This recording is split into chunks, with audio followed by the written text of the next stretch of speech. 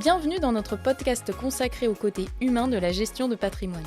Au-delà des chiffres et des investissements, nous allons explorer les histoires et les individus qui se trouvent derrière chaque portefeuille. Plongeons ensemble dans le côté humain de cette industrie où les relations et les histoires personnelles sont au cœur de la réussite financière. Pour ce premier épisode, je vous laisse en compagnie de François et Philippe, les managing partners de Bonjour Patrimoine. Je réfléchis au premier nom de domaine avant gestiondepatrimoine.com. C'était pas gestion et patrimoine, Non. Gestion-de-patrimoine. C'est un truc que tu avais acheté en quoi, 2006 2006, ouais, 2005-2006. Toi, t'es arrivé quand du coup? Moi, je suis arrivé en 2005. 2005. Métier passionnant. Cool. Plein de choses à faire, génial. Une frustration énorme. Les gens, les internautes, connaissaient pas la gestion de patrimoine. Ok. Tu dis CGP, tu penses que tu gères un patrimoine immobilier. Je voulais faire connaître mon métier. Comment? Internet, c'était simple. Mais on partait vraiment Et de les 0. gens déjà en 2005, ils s'étaient déjà branchés Internet? Un peu, ouais, bien sûr, ça existait Internet.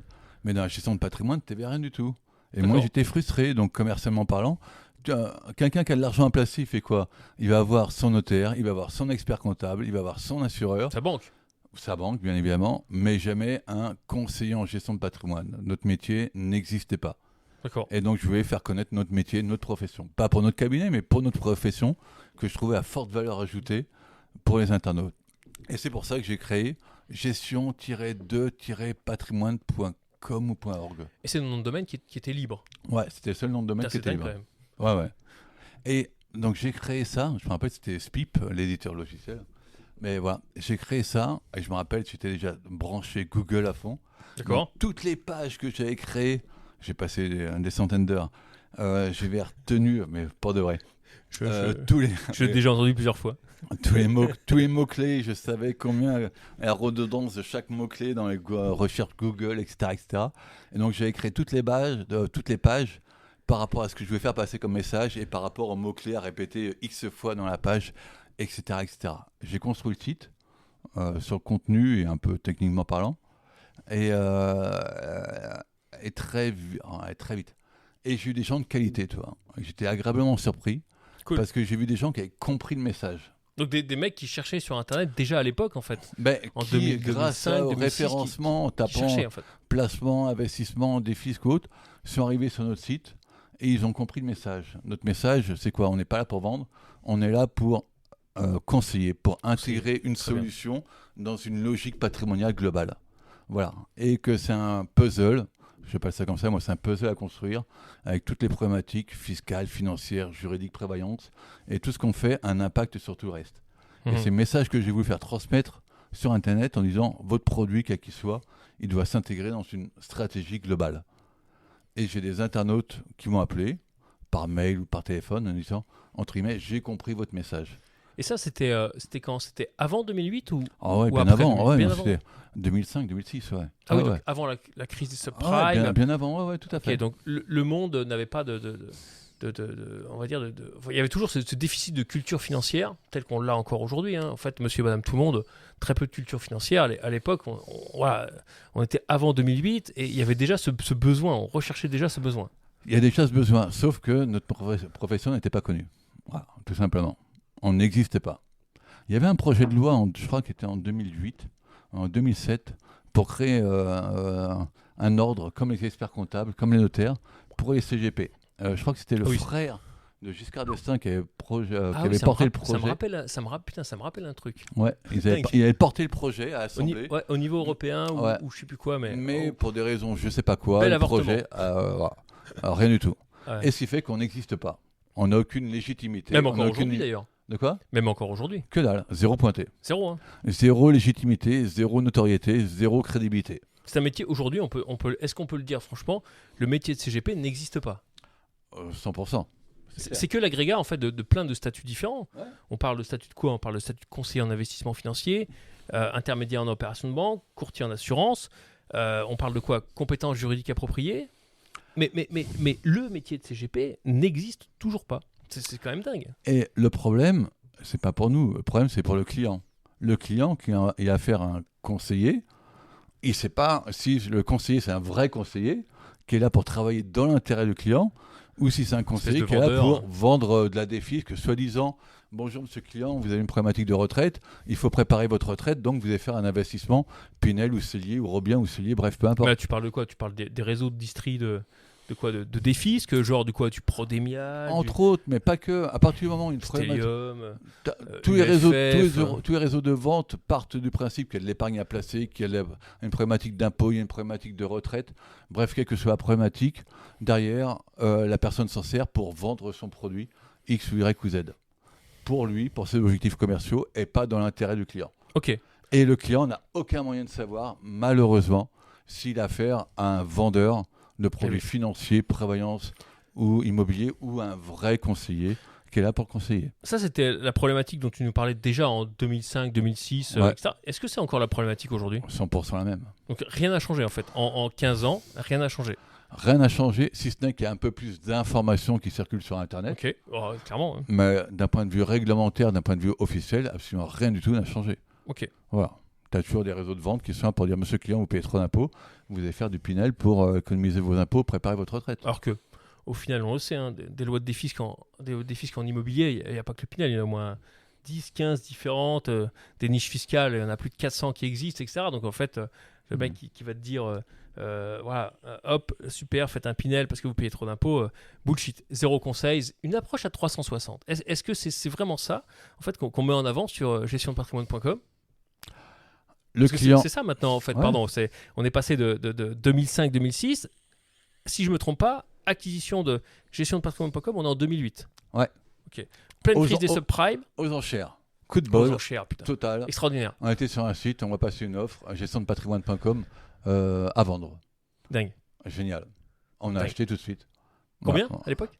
6 000 ou 8 000 euros, un truc comme ça. En euros, c'était en euros. Ah oui, c'est en euros, forcément. Oui, quand même.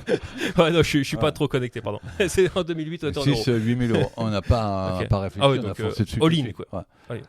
Et on a eu la chance après d'acheter gestiondepatrimoine, donc .com, .org et .paris. Et aujourd'hui, on les exploite aujourd'hui, ces sites-là? Non. Ok, ça fait un levier supplémentaire. Même. Grave, total. Okay. Donc, gestiondepatrimoine.com. Donc, est-ce que tu peux nous parler un peu de la genèse, de comment tu es passé, entre guillemets, de gestion et patrimoine, de gestion de patrimoine.com, tout attaché, ça s'est fait comment, l'évolution, l'histoire, entre 2008 et 2023, en fait, c'est quoi les grandes lignes pour toi? Wow, sur 15 ans, pour te faire simple, l'amour du métier et les difficultés du métier, et les difficultés d'entrepreneur. L'amour du métier, c'est un métier qui est génial parce qu'on a de la vraie valeur ajoutée à apporter aux clients. En tant qu'entrepreneur, nous, j'ai qu'une envie, toi et moi, c'est faire connaître notre métier. On est associés, en fait, je le précise. Pour l'histoire. Donc on investit, donc on développe, donc on embauche. Est-ce qu'on a choisi la facilité? Absolument pas du tout. L'objectif, c'est faire connaître notre métier au maximum de personnes et surtout le pratiquer proprement dans l'intérêt du client. Voilà. Ça, c'est essentiel quand même. C'est la clé. C'est notre clé de voûte. C'est vraiment notre point d'orgue. Et on est 100% raccord là-dessus. On ne travaillera toujours et pour toujours et jamais que dans l'intérêt du client. On ne vend rien. On ne conseille. On ne fait que du conseil. Chaque fois qu'on a eu affaire à des apporteurs, des agents co, on a arrêté. C'est pas notre cam. Les personnes, elles sont payées à la vente. On n'est pas là pour vendre. On est là pour conseiller. Oui, bien sûr, derrière, on met en avant des produits. On vend des produits, mais qui sont validés en cas d'une stratégie patrimoniale, qui sont dans l'intérêt du client. Basta. Donc, on ne pense pas chiffre d'affaires, on ne pense pas vente, on pense intérêt du client. Les clients, c'est ce que je dis moi, mais tous les collaborateurs, un client, il a de la chance de vous rencontrer, et pas le contraire. Le client a la chance de vous rencontrer parce que vous travaillez dans l'intérêt du client. Voilà. Et vous savez que le client, il n'a pas affaire à un vendeur de produits. Tu as un exemple comme ça, récent, pas récent, enfin un truc qui t'a marqué un petit peu dans ta carrière de CGP ou de chef d'entreprise par rapport à ce que tu viens de nous dire? Ouais, pas mal. J'en ai plusieurs. J'en ai à Toulouse, je me rappelle. Moi, je suis à Paris maintenant. Depuis quoi? 2015? T'es à Paris? Depuis 2015. Ouais. 2015, ouais. Ok. J'étais à Toulouse de 2005 à 2015. Je suis remonté pour des raisons perso à Paris. La météo est meilleure à Paris qu'à Toulouse. Donc c'est pour ça que François est remonté. J'étais à Toulouse. Je reçois un client, jeune cadre, en couple, qui vient me voir, qui me dit « Tiens, je viens de signer un contrat de réservation avec un des fameux réseaux de défisques à Toulouse. Lequel, pour pas te citer À l'époque. Putain, c'était quel? Il y en a plein. Stellium, Kaufmann. Non, c'était troisième. Attends. Pas Stellium Eleven. J'ai un trou. Bon, bref. On retrouvera. Il vendait, qui lui avait vendu un. C'était quoi, l'époque du cellier? Ouais, c'était du cellier, soi-disant parce qu'il payait 10 000 euros d'impôts, donc il économisait 6 000, etc., etc. Le client était locataire, il était célibataire, il y avait une nana, et il commence par défiscaliser. Chaud, quand même. Ah, chaud. Et je suis ouais, très bien, effectivement, c'est justifié d'un point de vue fiscal. Il avait une capacité d'endettement, peut-être, ce client-là? Bah oui, il était locataire. Et il payait beaucoup d'impôts. Voilà. Donc, les mecs, ils s'embrinquent dedans, putain, c'est fou. Ouais, mais bon, bonne argu, bonne simulation, etc., etc. Et je lui dis, bon, bah, très bien, faites-le, mais je vous préviens, derrière, quand vous avez rencontré votre nana, vous avez intérêt à ce que votre nana soit à un bon niveau social, avec des bons revenus. Parce que sinon, vous serez incapable tous les deux d'acheter votre future résidence principale à cause de votre super investissement Robien ou Cellier de l'époque, soi-disant pour payer moins d'impôts. Le mec, il faisait les choses à l'envers. Voilà. Au lieu de s'occuper de lui, de sa situation patrimoniale, de son socle, il s'occupait de sa défisque qui doit arriver pour moi après. Est-ce que, je t'interromps là, est-ce que tu es en train de nous dire, en fait, à demi-mot, que au final, en fait, le premier socle, c'est l'acquisition de la résidence principale? Très souvent, oui. D'accord. Il y a des cas où non, parce que professionnellement parlant, c'est justifié. Humainement parlant, c'est justifié. Mais dans 80% des cas, oui, c'est un des socles quand même. Pour moi, c'est avoir la résidence principale dans laquelle on peut se construire au niveau de la famille. Potentiellement, même si entre-temps on a changé, ça sur la retraite, etc.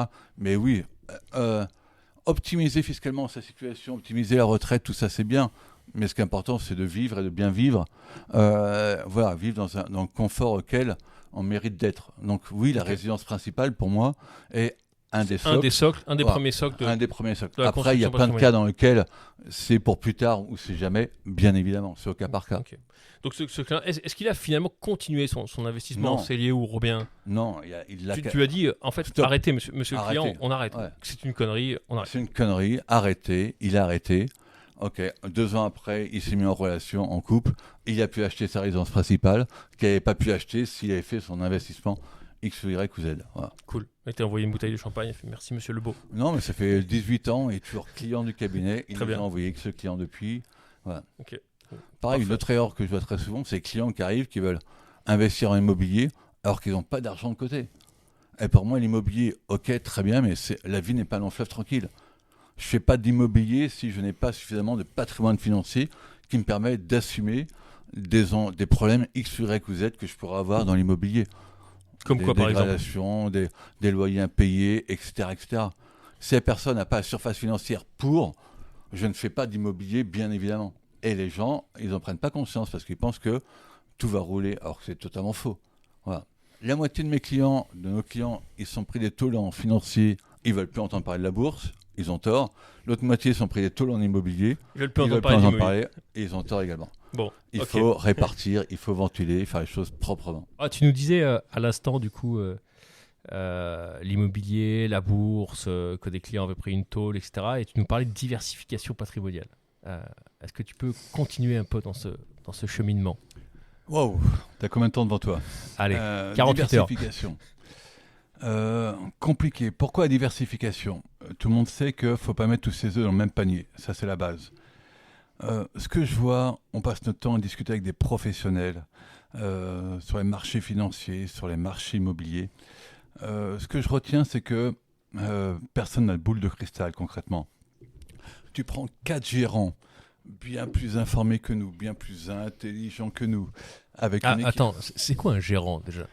Un gérant de fonds, c'est quelqu'un qui est là, qui travaille pour une société de gestion. Okay. Il gère des sommes d'argent que lui confie la société de gestion, qui viennent d'investisseurs, personnes physiques ou morales, et il a un cahier des charges. Investir sur les marchés émergents, investir en actions, investir en obligations, investir sur toutes les classes d'actifs X ou Y ou Z. Okay. Et le gérant est là pour performer son marché, entre guillemets, essayer de générer de la performance, avec des contraintes en termes de volatilité, des contraintes en termes de risque. D'accord. Ça, c'est un gérant de fonds. Nous, dans notre métier, on investit l'argent de nos clients sur les fonds de ces gérants. Ce qu'on sait, c'est quel est l'univers d'investissement de ces gérants. Risqué, pas risqué, géographique, actions, obligations, etc. etc. Mais ce qu'on est incapable de dire, nous, de notre côté, c'est quelle va être la performance future. On peut estimer le risque, mais la performance, on ne le sait pas.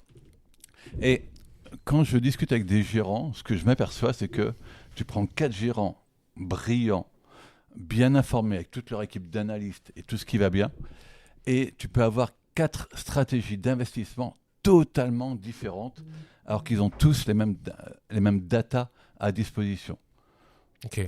Voilà, donc je me dis, nous, à notre niveau, en tant que conseillers en gestion de patrimoine, qui sommes là pour avoir une vue macro sur l'organisation patrimoniale du client, dire à nos clients investir sur telle classe d'actifs ou telle autre, c'est très compliqué quand tu vois que chaque spécialiste a lui-même du mal à savoir sur quoi investir. Mais c'est pas un peu inquiétant, justement?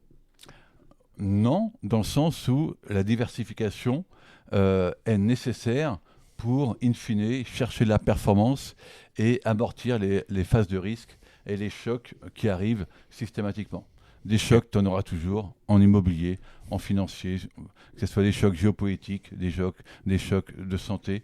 Bref, c'est pas ce qui manque, les chocs à partir de là. Donc le fait d'apporter la diversification fait que tu as telle classe d'actifs qui va chuter, mais tu as un tel autre qui va bien réagir en contrepartie. Et c'est pour ça que diversifier est pour nous la base afin d'assurer un minimum de volatilité aux clients. Pas de volatilité, pas de perf. Ok. Voilà. Alors, c'est quoi la volatilité, justement? C'est le fait que par rapport à ce que tu prétends faire en termes de performance, tu peux sortir de ton canal, entre guillemets. D'accord. Tu peux aller beaucoup plus haut ou beaucoup plus bas. Et ce qui se passe, c'est que, je simplifie, ce qui se passe, c'est que les clients, ils ont tous une approche psychologique qui leur est propre. Certains acceptent cet effet yo-yo et d'autres, au contraire, ne supportent pas un seul instant de voir un moins X% sur leur portefeuille. Ok. Donc nous, en tant que CGP, notre travail consiste à tenir compte de cette psychologie, corriger, éduquer le client de façon à ce qu'il arrête de voir les choses noires ou blancs, d'accord, qu'il accepte cette notion un peu de volatilité, plus ou moins importante, de façon à mettre en face les allocations qui vont bien. Nous, dans notre métier, on passe beaucoup de temps à faire des formations. C'est obligatoire, c'est réglementaire. Et une formation qui m'a marqué il y a quelques années, où le titre c'était le risque que vous faites prendre aux clients, c'est le fait de ne pas lui faire prendre de risques. Ah oui. Et j'ai trouvé ça simple et pertinent. Ouais. C'était en 2020-2021. Le fonds euro rapportait entre 0 et 0,5 ou 0,10 et 1% par an. Effectivement. Ouais. Et je me disais, à quoi bon investir sur le long terme si c'est pour, en contrepartie d'un risque nul, gagner entre 0 et 1% par an. Par rapport à l'inflation, résultat, le client, il ne gagne rien. La volatilité est nécessaire pour espérer de la performance. Mais qui dit volatilité, qui dit maîtrise de la volatilité, dit le fait d'investir sur X classes d'actifs différents et donc le fait de diversifier. Pourquoi ? Parce qu'on ne sait pas où sera demain la performance, où sera demain les soucis qu'on rencontre également sur les marchés. Ça veut dire quoi ? Ça veut dire que tu es dans une approche un peu macro, entre guillemets. Bien sûr. Très globale. Classe d'actifs très large. Tu n'es pas en train de me dire, en fait, il faut que j'investisse sur Tesla, il faut que tu préfères investir sur Apple, ou que tu investisses, je dis n'importe quoi, sur de la junk bond indienne. Ce n'est pas notre métier. On n'est pas trader, on n'est pas en salle des marchés. Nous, notre travail, il est en amont à dire à notre client, monsieur client, par rapport à votre patrimoine, par rapport à la durée d'investissement, ce serait pertinent d'avoir X% investi sur le marché des actions. D'accord. Et à l'intérieur de ce marché des actions, ce serait intéressant d'avoir X% en actions européennes, X% en actions des pays émergents, par exemple. Ça, c'est notre travail, mais il s'arrête là. Ça, tu détermines comment, le X%? C'est en fonction de quoi? C'est en fonction du profil investisseur du client? C'est en fonction du profil investisseur du client, bien évidemment, suivant s'il est risqué, dynamique, défensif, etc. Et autre point important, la durée d'investissement. On ne fait pas la même chose. En fonction si j'ai une durée d'investissement de 3 ans ou de 20 ans, on ne s'autorise surtout pas la même chose. Voilà.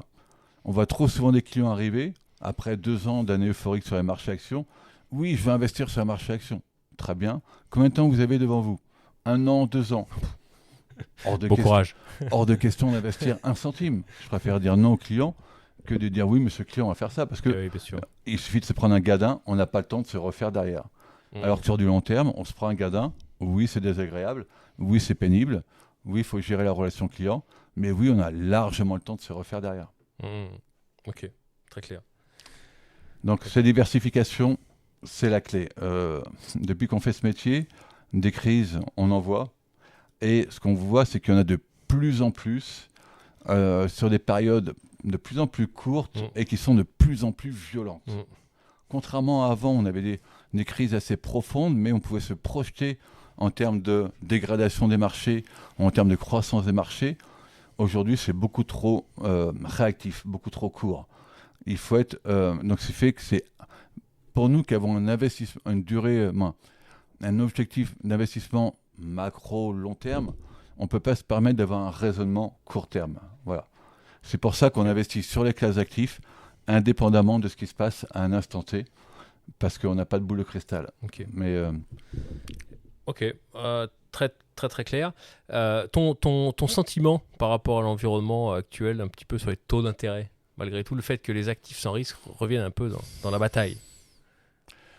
C'est bien ou au contraire c'est un peu chiant parce que bon, on sait que les actifs risqués à long terme sont quand même plus rentables. C'est bien parce qu'une classe d'actifs... sur le long terme, je trouve ça bien. Pourquoi ? Parce que à la base, on avait toujours deux classes d'actifs, les actions et les obligations. Les deux avaient leur moteur de performance qui était différent. Avec la chute des taux d'intérêt, on s'est retrouvé uniquement avec une seule classe d'actifs, les actions. Le marché action. Donc c'est un peu faible. Donc le fait d'avoir de nouveau les taux d'intérêt qui réaugmentent, ça réintroduit cette classe d'actifs qui avait plus ou moins disparu. Voilà. Donc après, il y a toute une stratégie à mettre en place derrière, parce qu'en fonction de l'évolution des taux à la hausse ou qui vont baisser, on peut faire des stratégies totalement différentes. Mais je trouve très bien qu'il y ait un nouveau ce moteur, il revienne à disposition des CGP. Okay. Voilà. Okay, sur court terme, c'est pas évident à gérer, mais sur moyen terme, long terme, ça redevient intéressant. Combien de fonds étaient intéressants dans les années 2000 et ont totalement disparu de la circulation dans les années 2020, fin 2010 ? Pourquoi ? Parce que le moteur obligataire avait totatalement disparu. Tu parlais des fonds un peu patrimoniaux. Notamment des fonds patrimoniaux. Entre autres. Voilà, tout à fait. Ok. Ouais, non, très, très, très clair. Donc, de belles perspectives à venir sur les actifs un peu moins risqués, du coup. Alors, est-ce qu'on peut dire que les obligations sont moins risquées ? C'est ça. Ah là là. Là, on peut en discuter. Est-ce que vous avez encore 3 heures devant vous ? Ouais, c'est à peu près ça. Presque qu'on pourrait faire venir un Quand on gérant. voit le choc obligataire qu'on a subi ces derniers mois, on peut se dire que les obligations sont également risquées. Alors que théoriquement, on se dit les obligations, c'est pas risqué. En vrai, tu vois les fonds obligataires qui ont chuté de 10 ou 20%, alors que théoriquement, sans risque. Donc pour moi, c'est une classe d'actifs qui a ses propres caractéristiques et qui a ses propres risques également. Donc non, ça reste une classe d'actifs qui est complémentaire et diversifiante par rapport au marché action, tout simplement. Ok, très clair.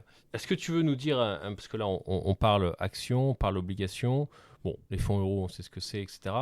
Il y a quelques temps, voilà, on rentre un peu dans un sujet d'actualité, mais pas mal de fonds immobiliers ont vu leur performance un petit peu dégradée ces derniers temps. Est-ce que c'est quelque chose qu'on avait pu voir venir ou pas ? Est-ce que c'est logique ou pas dans l'environnement actuel ? Et c'est quoi ton avis là-dessus ? Est-ce qu'on l'a vu venir ? Non. Pourquoi les fonds immobiliers ont chuté ? C'est pas parce que les taux ils ont augmenté, c'est parce qu'ils ont augmenté violemment sur une période très courte. C'est vraiment ce choc obligataire dans la remontée des taux qui a provoqué la chute des fonds immobiliers. Donc à court terme, oui, c'est pénible. Est-ce que sur moyen terme ou long terme, ça remet en cause la pertinence et le choix des fonds immobiliers ? Absolument pas du tout. Ça a toujours sa place dans une diversification et dans une allocation globale qu'on met en place pour nos clients. Ok. De toute façon, ça reste un investissement de long terme, l'immobilier. C'est pas, voilà, oui. Tu rentres pas pour 2 ou 3 ans. Non, voilà. C'est clair. Ok. Non, mais très, très, très clair. On en était, quand on parlait un peu de l'historique du cabinet, du site internet, etc. On s'était arrêté à 2015. Voilà, 2015, t'es monté à Paris. On s'est un petit peu restructuré, etc. Est-ce que aujourd'hui, entre 2015 et aujourd'hui, tu avais imaginé un petit peu le développement qu'on a pu connaître? Bonne question. Très très bonne question. Je dirais oui, parce qu'on travaille ensemble. Oh, ok. Ouais, mais pour moi, on est toujours ongoing. Ok. Voilà, c'est comme ça que je le vois, Il tout y a encore plein simplement. de choses à faire. Ouais, et encore, chaque année, on commence l'année en se mettant en place des projets, des idées. À la fin d'année, on se dit ça, on a réussi, ça, on s'est planté. C'est normal, c'est la vie de l'entreprise. Il y a des succès, il y a des échecs. C'est tout à fait standard et normal. Et il n'y a que ceux qui n'entreprennent rien qui n'ont pas toutes ces déconvenues. Donc, ouais, c'est sympa comment on se développe. Mais oui, il y a encore beaucoup de choses à faire avec tout ce qui se voit en ce moment sur toute la révolution qu'il y a, notamment au niveau technologique, avec tout ce que, par rapport à notre ADN, qui est un mix d'ADN patrimonial, mais également techno. Voilà, il y a quelque chose qui se passe là, on se dit, il y a quelque chose à faire. Okay. Voilà, donc, ouais, toi et moi, on passe beaucoup de temps à y réfléchir parce que ça peut partir dans tous les sens. Ce qui est bien, c'est que le métier reste le même. C'est la gestion de patrimoine, c'est conseiller nos clients, et indépendant de tout cet environnement techno qui bouge dans tous les sens. Par contre, pour moi, l'humain aura toujours sa place pour conseiller proprement le client. Voilà. Okay. Et ça, il n'y a aucun outil qui pourra le remplacer. Il faudra toujours l'humain pour apporter le côté affect que le client recherche. Parce qu'il y a besoin d'être en confiance. Il y a besoin d'avoir face à lui un interlocuteur en qui il croit, qui sent qu'il est honnête, qui est compétent et qui va travailler dans l'intérêt du client. Et ça, pour moi, il n'y a pas de techno qui pourra remplacer l'humain. En fait. Par contre, l'humain pourra de plus en plus être aidé par la techno X ou Y ou Z, intelligence artificielle ou autre, pour lui faire gagner du temps, pour lui permettre de mieux réfléchir, etc. Ok. Ouais, non, mais c'est là-dessus 100%. On a passé quelques temps, il y a quelques temps de ça, on a passé 1 ou 2 jours à Patrimonia, qui est vraiment le salon annuel des CGP. Et bon, on travaille à ce salon, quand même, faut le dire. On travaille parce qu'on fait le tour des partenaires, mais pas que les partenaires financiers, mais aussi les partenaires technologiques, etc. Et je dirais 1 année sur 2 ou sur 3, on essaye de faire le tour vraiment de tous les partenaires d'un point de vue technique. Voilà. Cette année, ça a été un de nos gros sujets, ça a été de voir qui on pouvait... quelle réflexion on pouvait avoir, notamment autour de l'agrégation de comptes, parce qu'aujourd'hui, c'est un vrai sujet. Qu'est-ce que tu peux nous dire aujourd'hui par rapport à l'environnement un petit peu technologique qui existe, ce qu'on a en place au sein du cabinet, ce qui nous manque, ce vers quoi on pourrait tendre, idéalement? Alors, c'est une question qu'on se pose chaque année. Effectivement, on va à Patrimonia pour voir un peu ce qui se fait. Si je reviens quelques années en arrière, allez, ça fait 5... à base, notre métier est assez traditionnel dans l'exercice de sa profession et assez traditionnel d'un point de vue technologique également. C'est-à-dire qu'il y avait les CGP d'un côté, les assureurs de l'autre, qui avaient toutes leurs contraintes, compte tenu de leur poids, de leurs contraintes réglementaires, qui imposaient plus ou moins leur process informatique. Au milieu, tu avais 1 ou 2 intervenants techno, notamment Harvest avec Big Expert et O2S, pour tout ce qui était agrégation de comptes.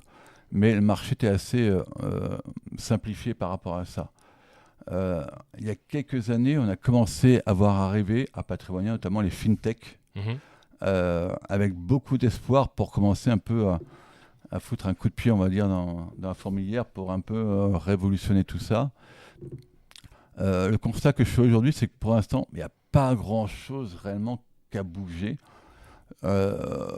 Pourquoi? Je pense parce que en face, il y a de tels mastodontes institutionnels, bancaires, assureurs, qui ont tellement de contraintes compte tenu des encours financiers gérés, compte tenu des contraintes réglementaires, qui fait que pour eux, n'importe quel mouvement, c'est compliqué, c'est très très long. Et donc, tu as beau avoir une fintech qui arrive avec toute son énergie et sa souplesse, à un moment ou à un autre, il faut taper auprès de ces grosses portes et ça devient très compliqué. Ça répond un peu moins. Ouais, ça répond un peu moins. Ce qui fait qu'il y a des fintechs qui sont là aujourd'hui, qui commencent à développer des solutions X ou Y. Mais pour moi, il n'y a pas eu de révolution d'un point de vue techno auprès des CGP par rapport à ça. Ok. Ça, c'est le premier constat que je fais. Ok. Deuxième constat, oui, c'est que ça manque d'acteurs suffisamment importants, macro, on va dire, pour bouger. Il y a Harvest, j'ai souligné juste avant. Mais Il y a quelques petits acteurs quand même qu'on voit un peu par-ci par-là. C'est vrai, on a fait le tour, on a vu quelques petits acteurs, etc., qui essayent de développer quelque chose d'un peu concurrent. Ouais, il y a des projets, mais j'attends de voir. J'attends de voir dans un an si ce qui aboutit ou pas abouti par rapport à ça. Okay. J'espère, on attend que ça. On attend vraiment que ça bouge, qu'on retrouve beaucoup plus de mobilité. Mais bon, c'est vraiment contraignant. Je comprends très bien qu'un assureur, par rapport aux enjeux, par rapport aux contraintes, et puis il n'y a pas la souplesse, la mobilité qu'on attend de lui. Voilà. Okay. Il progresse, mais bon. Voilà, donc ouais, ça bouge, mais est-ce que c'est au point de révolutionner le marché? Concrètement, non. Il y a des petits ajouts fonctionnels X, Y ou Z. Mais voilà, à suivre. Okay. Peut-être que... mais c'est en train de changer. On sent que tout le monde essaye de changer par rapport à ça et de s'ouvrir et de faire en sorte que la valeur ajoutée avant, qui était le fait de cloisonner les données, en gros, l'idée c'est que demain la valeur ajoutée soit dans le partage des données afin d'apporter au client final, à travers des fonctionnalités, des valeurs ajoutées technologiques X ou Y, de plus en plus de services. Voilà. C'est en train de bouger par rapport à ça. Okay. Mais ça prend du temps. D'ailleurs, ça me fait penser effectivement, on l'a vu en première partie, mais en gros, 2007-2008, acquisition du nom de domaine, gestion de performance.com. Une autre grande date, entre guillemets, dans la vie du cabinet, je dirais, c'est fin 2017, début 2018, où on a travaillé un vrai sujet informatique avec l'intégration d'un CRM, d'un vrai CRM qui n'est pas un CRM type Harvest, pour ne pas les nommer, entre guillemets, qui est un outil complémentaire. Je te laisserai dire le nom, mais c'est vrai qu'aujourd'hui, et depuis 5 ans maintenant, c'est notre colonne vertébrale. C'est quelque chose que tu as développé, que tu as imposé au sein du cabinet, qui est aujourd'hui notre colonne vertébrale, que ce soit d'un point de vue traitement, on va dire, des leads entrants, traitement de l'aspect réglementaire, traitement du business, traitement de la comptabilité. Sans ça, aujourd'hui, entre guillemets, on n'aurait pas été capable d'avoir ce développement-là, parce qu'on a une vraie croissance, entre guillemets, depuis 2017-2018. On a fait x2, x3 sur les effectifs. Et c'est vrai qu'un bon outil a été entre autres à l'origine du sujet. Est-ce que tu veux nous en dire un petit peu plus là-dessus? Un peu plus. Beaucoup plus. Ouais, non mais c'est un cumul de... Ouais, effectivement, il y a eu un passage important qui était en 2017-2018. Il y a eu 2 éléments déclenchants. Je me rappelle qu'en 2017, on avait déjà notre équipe de CGP, et je me rappelle, je voulais communiquer auprès de nos clients, auprès de nos prospects, sur une opportunité produit X, Y ou Z, peu importe.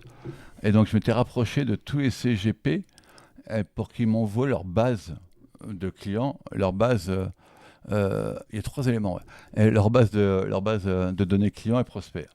Et là je me suis rendu compte de la difficulté que j'avais à récupérer toutes les données en fonction soit du manque d'organisation, du manque de rigueur ou de l'incompétence Excel de tel ou un tel. Premier point marquant. Deuxième point marquant, à l'époque, toutes nos données étaient chez Harvest, pour ne pas le nommer, au côté O2S, et j'ai voulu faire un download, récupérer toute la base de données. C'est très drôle, ça. Ah ouais, ça m'avait choqué. J'ai voulu faire un download de toute notre base de données, et j'ai contacté O2S qui m'a dit « Oula, c'est compliqué. » Comment ça, c'est compliqué? C'est mes valeurs, c'est mes clients, j'aimerais récupérer la data. Ok, bon, mais on revient vers vous. Il m'a raconté quelques jours après, il m'avait dit « Ok, on va vous envoyer un CD-ROM. » J'avais halluciné. Je suis oula. Et je me suis dit, zone de danger. Zone 2017, de danger. C'est quand même propre. Ouais. Grosse zone de danger par rapport à ça. Ça, c'est le deuxième point. Et troisième point, qui est à l'origine, c'était dans mon autre vie professionnelle avant que je sois à CGP, donc fin 90. Je m'occupais de la mise en place, plus ou moins, de solutions informatiques auprès de grosses entreprises. Et je voyais très clairement un distinguo entre les entreprises qui avaient développé leur propre système d'information, ce qu'on appelle propriétaire, et les entreprises qui s'appuyaient sur des solutions du marché et qui avaient construit autour. Voilà. Et les premières, résultats, ils étaient à ramasse totale, et pour n'importe quelle évolution, modification, c'était des jours hommes à consommer pour juste rattraper le retard. Et donc, si je reviens en 2018, je me suis dit, entre le constat de notre inefficience organisationnelle, informatique, commerciale, et ce qui est proposé, je me suis dit, ouais, non, ça ne va pas du tout. Il faut absolument qu'on change tout ça parce qu'on est ridicule. Donc, on a fait à ce moment-là le tour du marché sur tout ce qui était CRM, ERP. J'ai plus employé le terme d'ERP. Voilà, c'était plus, moi, c'était plus ERP. Alors, pourquoi on n'a pas sélectionné O2S tout de suite? C'est simple, parce que O2S, c'est un très bon outil au niveau agrégation de compte. En même temps, s'il t'envoie les données par CD... voilà. Bon, indépendamment de ça, c'est un outil patrimonial avec un peu de commercial à l'intérieur. C'est vrai. Mais par rapport à la culture, par rapport à l'ADN du cabinet, en termes de développement, en termes d'Internet, etc., c'est vrai qu'on avait besoin quand même d'un outil qui soit très câblé, en fait, directement avec un système avec tous les leads qui approchent, comment on peut les traiter marketing. Voilà. Donc, le reste, c'est il fallait notre propre outil. Donc, on a fait le tour du marché. Dans le domaine des CRM, ERP, il y en a un qui est connu, notamment qui est Salesforce. Voilà. Mais bon, très cher. Très cher. On n'est pas la cible. On est une petite entreprise. On n'est pas la cible. Et on a eu la chance de rencontrer l'entreprise, la suite qui s'appelle Zoho One. D'accord. Zoho. Zoho qui finalement, quand tu vois le développement aujourd'hui, une énorme entreprise basée aux États-Unis et en Inde. Et assez peu connu en France quand même. Ça commence un peu. Ouais, ça commence. Ils ont une antenne locale en France depuis 2 ans. Ouais. Et c'est en début en Europe. Alors qu'au niveau mondial, ça commence à être un poids lourd. Mais voilà. Donc nous, tout de suite, on a été séduits par rapport par leur logiciel CRM en tant que tel, et par rapport à toute la suite Zoho One, où quand je voyais toutes les applications logicielles qui vraiment permettaient de couvrir tous les besoins métiers du cabinet. Bien sûr. Voilà. Donc on a décidé de partir là-dessus.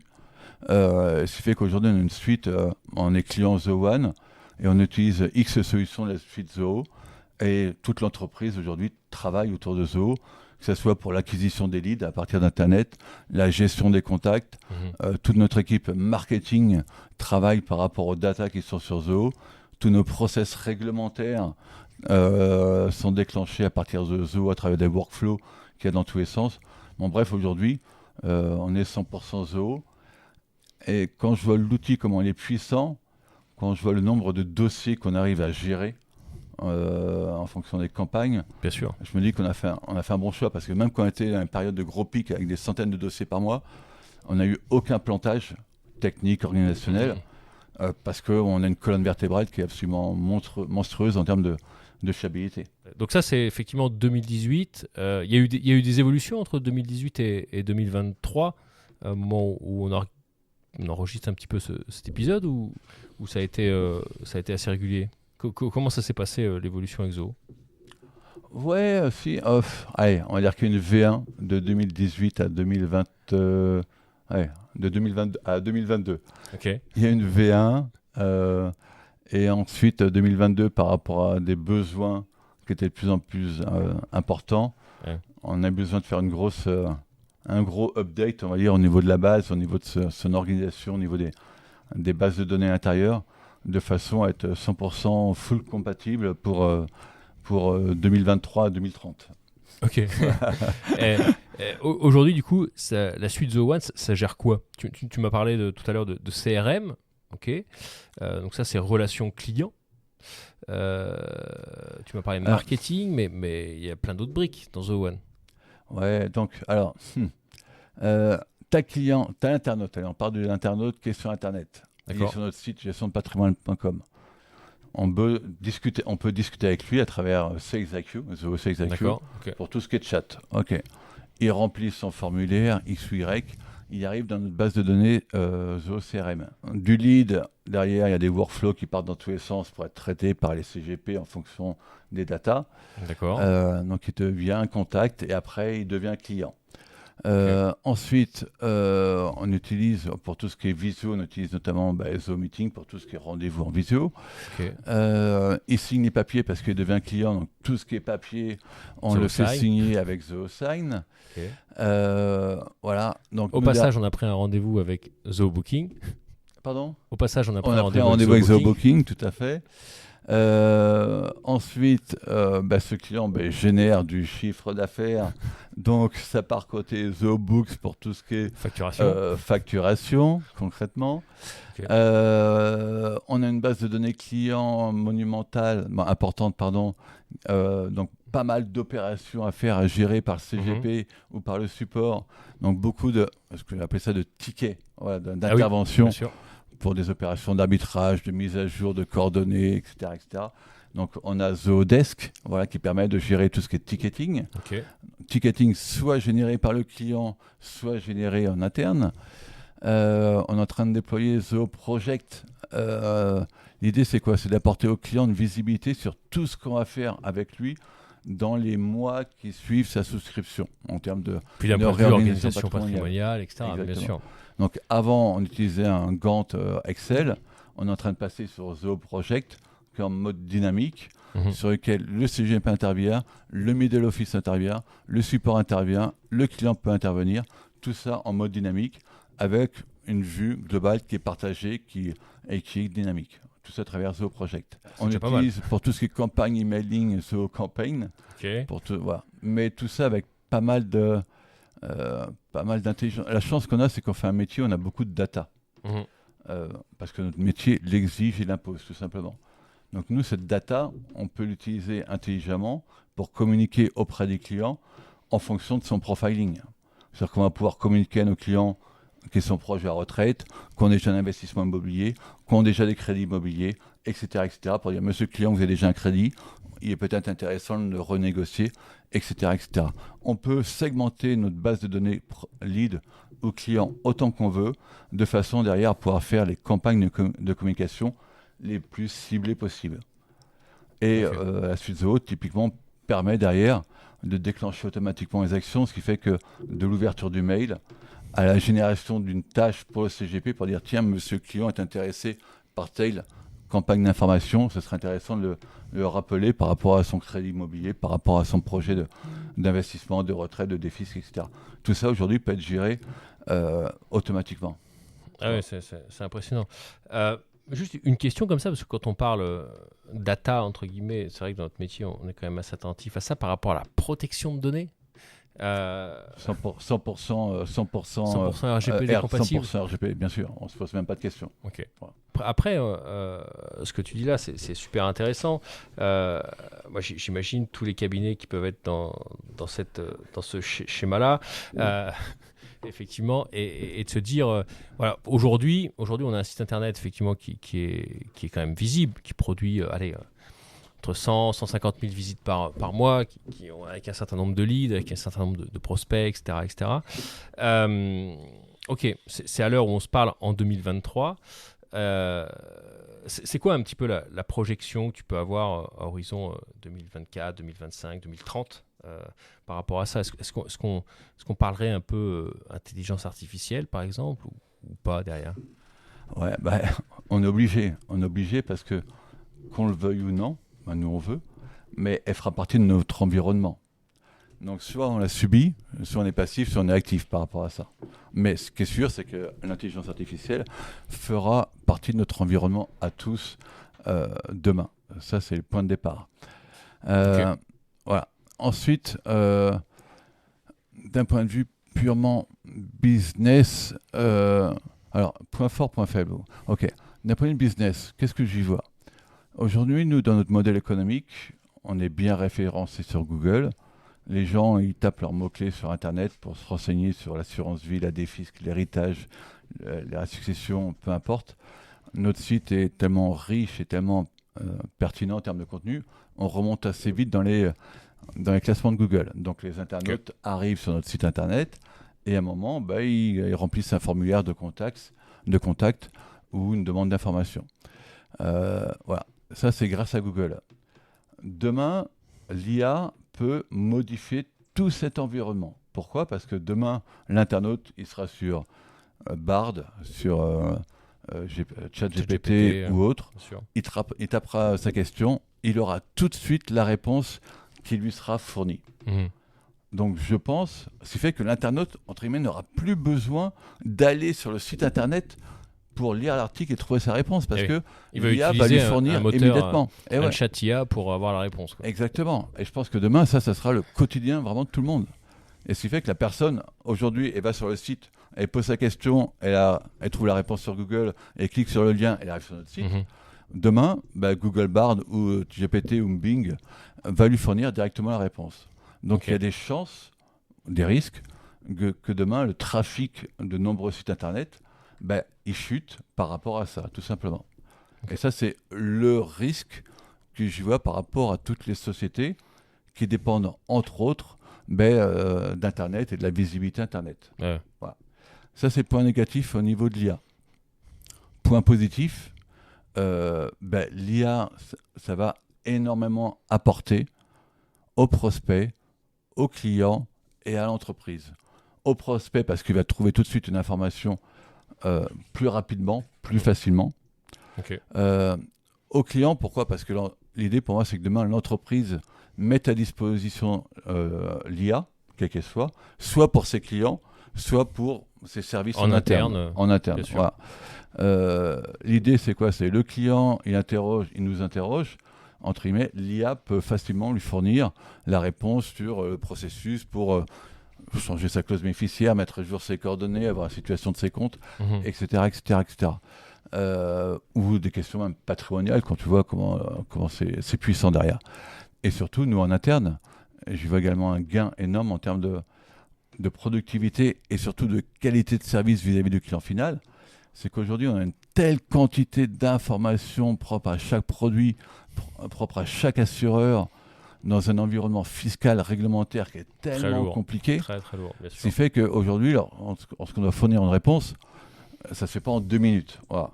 Demain, avec l'IA, si on l'a bien utilisé, bien mis en place, on a une réponse immédiate sur les conditions générales de tel contrat et les possibilités, etc. Donc pour l'entreprise, j'y vois un gros gain de temps et de productivité et une amélioration d'efficacité en termes de services rendus aux clients. Voilà. Mais commercialement, j'y vois entre guillemets un danger dans le sens où ça se trouve demain on aura moins de trafic et merde, comment on trouve nos prospects ? Et je suis pas inquiet du tout. Parce que c'est pas nos gènes, c'est clair. C'est pas nos gènes. Mais j'ai aucune réponse à cette question. On a X canaux de communication, X, Y ou Z, mais quand même, ça va bouleverser la donne. À échéance, ça c'est quoi c'est ça. Pour moi, 1 an, 2 ans. Ouais, 2 ans, je pense. Donc faut quand même s'y mettre. Non, faut quand même s'y mettre. On s'y met. D'ailleurs, on s'y met tellement qu'on a recruté une IA. On a recruté une développeuse IA. D'ailleurs, on progresse en anglais parce qu'elle n'est pas française. Donc c'est bien. C'est important. Après, c'est vrai que c'est pas entre guillemets à la portée de tous les cabinets d'avoir cet environnement-là, en tout cas cette liberté d'esprit, de se dire voilà, aujourd'hui on est comme ça, etc. Enfin, depuis toujours, on a été entre guillemets précurseur sur l'aspect web en 2006, 2007, 2008. Voilà, c'est vrai que c'est des sujets qu'on regarde très très très attentivement en 2023, 2024, d'être à la pointe de ce sujet-là sur l'aspect IA. On a la chance d'être à une taille qui nous permet d'avoir entre guillemets les moyens et l'agilité pour. On n'est pas trop gros pour être compliqué dès qu'il s'agit de réfléchir, mettre en place. On n'est pas trop petit, ce qui nous permet d'investir. C'est sûr. Voilà, on a la taille où on peut se permettre d'investir sur de moyen terme en disant l'IA, c'est l'avenir, ça c'est certain. On commence dès maintenant et sachant pour nous, c'est dès qu'on aura trouvé la clé, la solution, c'est facile à déployer. Par rapport à un institutionnel qui a tellement d'enjeux que nous n'avons pas. Pour lui, même un projet simple, tout de suite, c'est des mois, des jours, 6 mois de développement. Nous, c'est simple et rapide et agile. Ouais, c'est sûr. Donc, on bosse dessus. Est-ce qu'on va trouver la solution dans 2 semaines ou dans 2 mois ou dans 6 mois, j'en sais rien, mais c'est une question de mois avant qu'on déploie une IA pour les clients et pour nous en interne. Et bien sûr. C'est vraiment 2 sujets différents, complémentaires et indispensables. Mais ouais, il y aura un avant et un après IA. Mais quand tu vois tout ce qui se passe toutes les semaines, c'est vrai que ça évolue. C'est compliqué de se très, projeter. très, très vite. Ah ouais, ça évolue Très compliqué. Donc, mais c'est ça qui est marrant. C'est un sujet, non, un métier qui est relativement cadré. Voilà, bien sûr. Du juridique, du fiscal, du financier, qui bouge un peu. Mais bon, voilà, on parle de retraite, de testament, ça bouge pas tous les jours quand même tout ça. Il y a quand même pas mal de réformes de retraite. Bon, quelques réformes, mais lourdes, mais bon, c'est pas tous les jours non plus. Bien sûr. Mais à côté de ça, par contre, on a des outils à disposition, notamment techno et notamment IA, qui sont au bénéfice du cabinet pour travailler plus vite et mieux, et qui sont au bénéfice du client final. Voilà, parce qu'on peut répondre plus rapidement et plus efficacement et plus intelligemment. Donc c'est marrant, c'est la chimie des deux par rapport à ça. Ah non, c'est très clair. Et justement, par rapport à ça, je dirais ta vision un peu du marché de la gestion de patrimoine aujourd'hui. Il y a les banques ou pas, il y a les contrats en ligne ou pas, il y a les CGP en ligne ou pas, il y a les CGP entre guillemets pas en ligne, mais c'est quoi un peu ta vision par rapport à ça du marché pour quelqu'un qui se dit aujourd'hui voilà, je voudrais entrer en relation avec un professionnel de la gestion de patrimoine, tu lui conseillerais de passer par quel canal? Par quel canal? Moi, je dirais pas quel canal. Ce qui est important, c'est qui rencontre. Ok. On fait un métier où il y a tellement d'acteurs, tellement de bons et mauvais acteurs. C'est ça tout le problème de notre métier. Alors, il y a deux aspects. Soit la personne veut être autonome et va elle-même chercher ses produits. Ok. Bien sûr. Voilà, solution numéro 1. Elle peut trouver ses produits, elle s'assure, charge elle et prend la responsabilité de s'assurer la cohérence de l'ensemble de ses produits rapport à une problématique fiscale, successorale, c'est pas gagné quand même. Ah non, c'est compliqué. Faut y passer du temps pour essayer de bien comprendre les tenants, les aboutissants de chaque solution, etc. Elle fait y passer beaucoup de temps. Après, il y en a comme ça. Mais la chance qu'on a, c'est que dans notre métier, c'est que notre cible, c'est les clients qui se posent des questions patrimoniales, donc qui ont les moyens d'investir. En général, c'est ce que je dis, ils rentrent chez eux le soir, ils ont autre chose à foutre que se plonger sur la fiscalité, le financier, etc. Ils sont fatigués intellectuellement parlant de leur journée. C'est sûr. Donc le soir, si c'est pour se taper ce qui s'est passé sur le marché ou la loi de finances, bon courage. Voilà. Donc ils n'ont ni l'envie ni la motivation, et ceux qui ont l'envie et la motivation, ils sont cramés, ils n'ont pas le temps. Donc c'est en ce sens-là où je trouve que notre métier en vrai il est facile. Voilà, parce qu'on a des clients qui n'ont pas le temps, ils savent que c'est important, mais ils n'ont pas le temps ou la volonté ou la capacité de s'y consacrer. Et pour les rares personnes qui ont le temps et la volonté et l'énergie, ils n'ont pas accès, ils ont rarement accès aux bons produits. Alors ça, c'est un petit peu changé avec Internet. C'est-à-dire que la personne qui avait réussi à 10 ans à tout comprendre, ce qui est exceptionnel, qui avait passé pas mal de temps, derrière, il n'y a pas les bons produits. Bien sûr. Aujourd'hui, il peut se débrouiller quand même pour avoir... c'est un peu plus facile. C'est un peu plus facile. Il n'y a pas forcément tout ce qu'il faut, mais bon, je dirais qu'il y a un minimum syndical. D'accord. Okay. Voilà. C'est ça, dans ce sens-là où... après, je répondrai à ta question de départ. Mais nous, notre valeur ajoutée, en tant que CGP, je ne parle pas de notre cabinet, je parle de notre profession. Bien sûr. Pour moi, elle est double. Elle est, notre valeur ajoutée, elle est intellectuelle, dans le sens où on est la seule profession à être capable de construire ce que j'appelle le puzzle patrimonial du client, c'est-à-dire mettre tout à plat et construire la solution qui permet de construire, qui permet de définir la stratégie patrimoniale la plus pertinente par rapport aux problématiques de transmission, de succession, de valorisation, de retraite, de fiscalité, de prévoyance, etc. Okay. Bref, cette alchimie, moi j'appelle ça ce puzzle patrimonial. Et on est seul à être capable on a un rôle de chef d'orchestre par rapport à ça, donc on est seul à être capable de construire ce puzzle patrimonial. Donc cette première valeur ajoutée.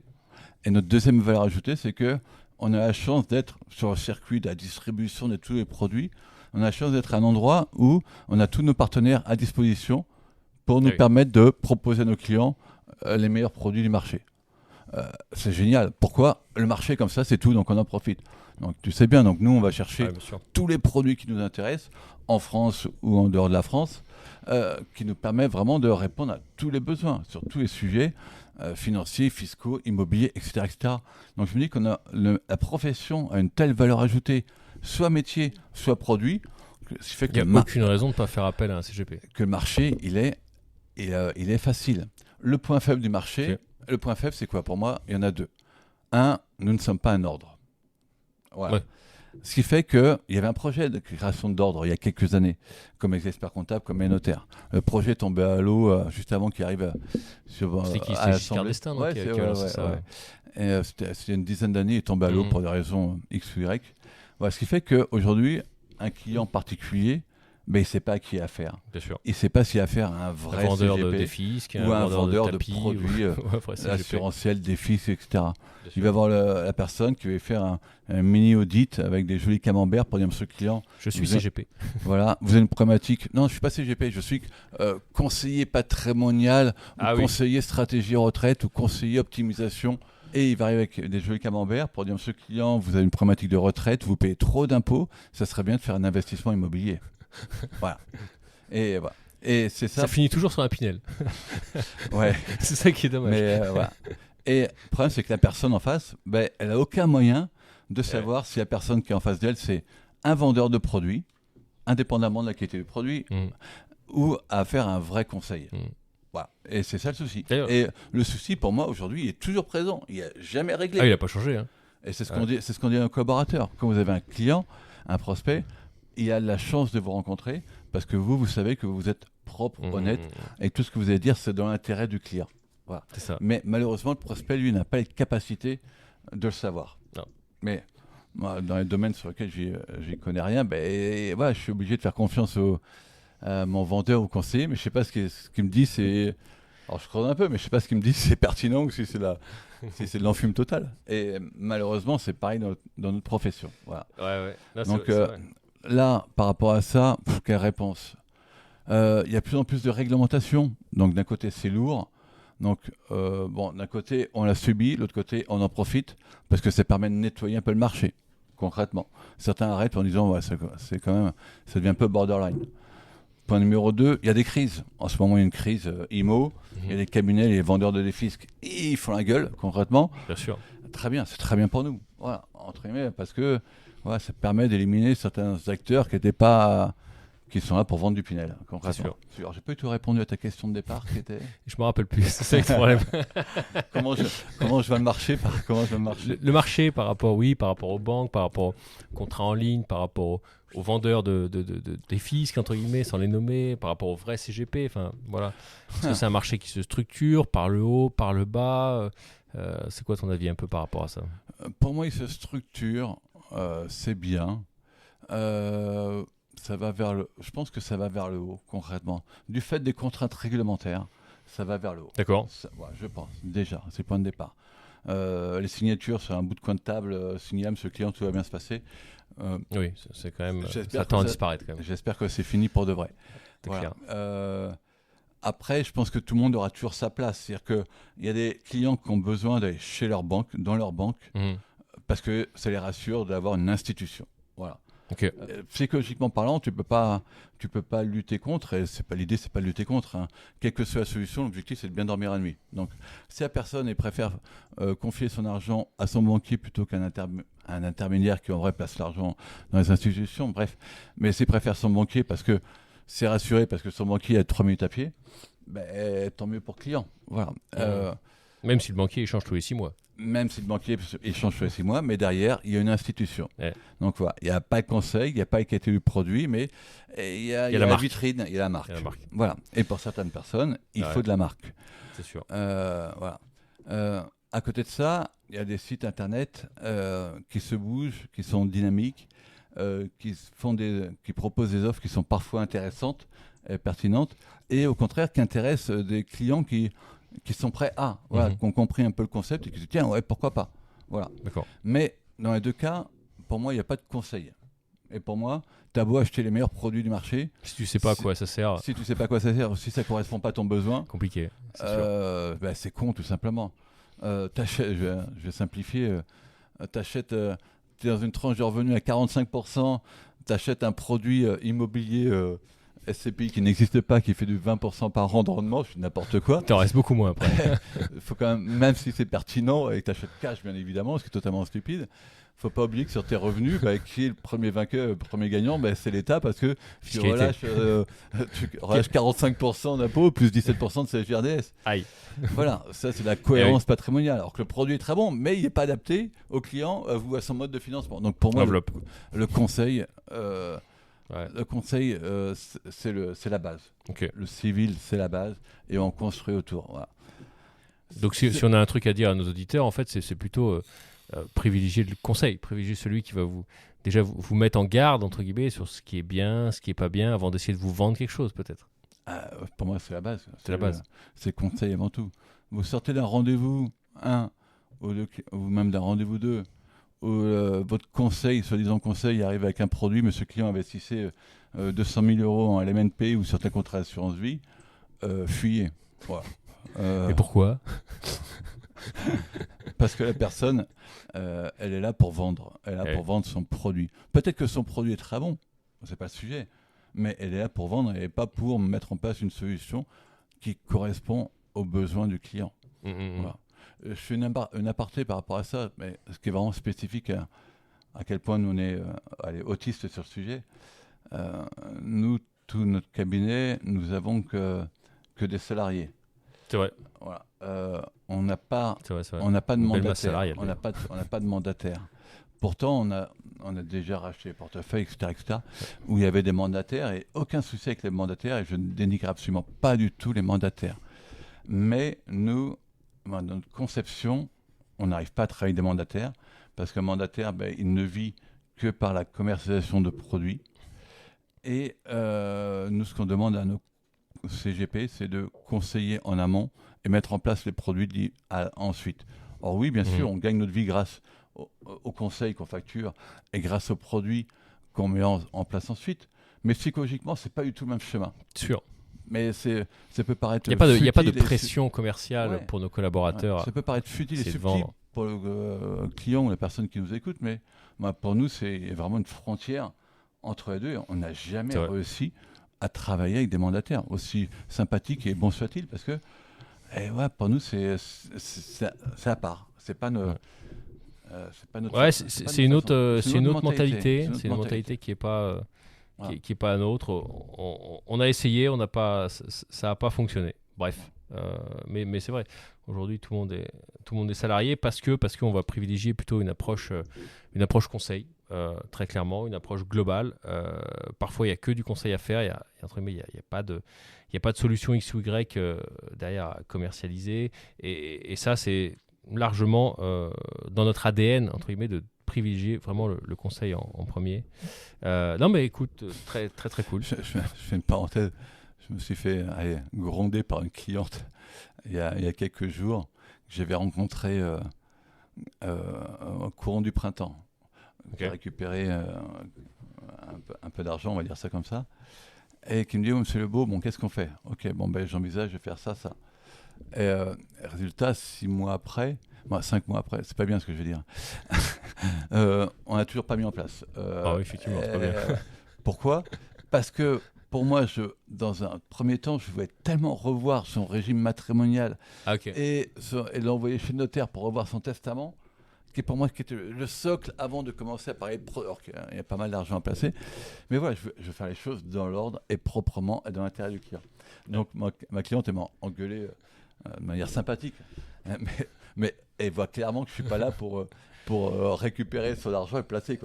Tout ce que je fais, c'est dans son intérêt et voilà, donc la semaine prochaine, j'ai rendez-vous chez le notaire, on s'occupe du testament et je lui ai promis parce que d'ici fin octobre, je vais se occuper des placements. Mais voilà. Donc, c'est une belle anecdote. Non, mais voilà, c'est comme ça qu'on conçoit notre métier. Bien sûr. En vrai, en timing plus restreint et je suis pas un bon élève, mais voilà, on fait les choses proprement. Avec une approche conseil par rapport à ça. Mais c'est pas évident parce qu'aujourd'hui, avec les réseaux, avec Internet, avec tout ce qu'on veut, ça va vite, mettre en avant cette matière grise, c'est pas évident. C'est un vrai challenge. C'est vraiment un vrai challenge en tant que tel. C'est pas... ça fait partie des zones.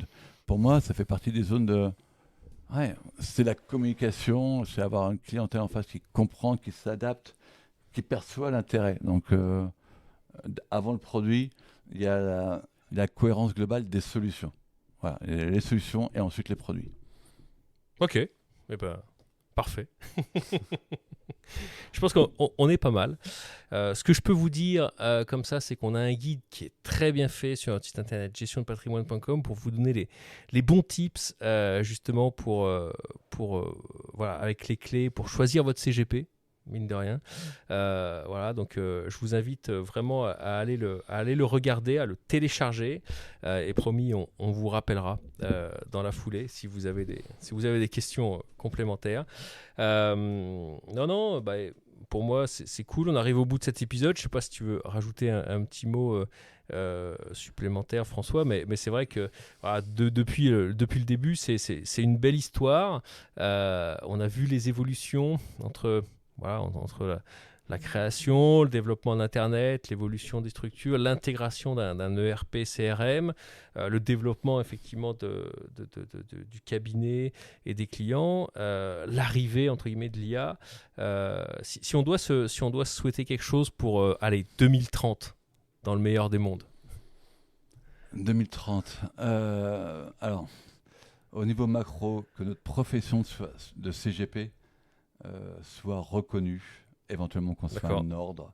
Voilà, que les clients ne se posent plus de questions. J'ai de l'argent à placer, j'ai un problème de défisc, j'ai un problème de succession. Ils ne se posent pas de questions, ils savent qu'il y a une vraie profession qui existe, qui est celle de conseiller en gestion de patrimoine.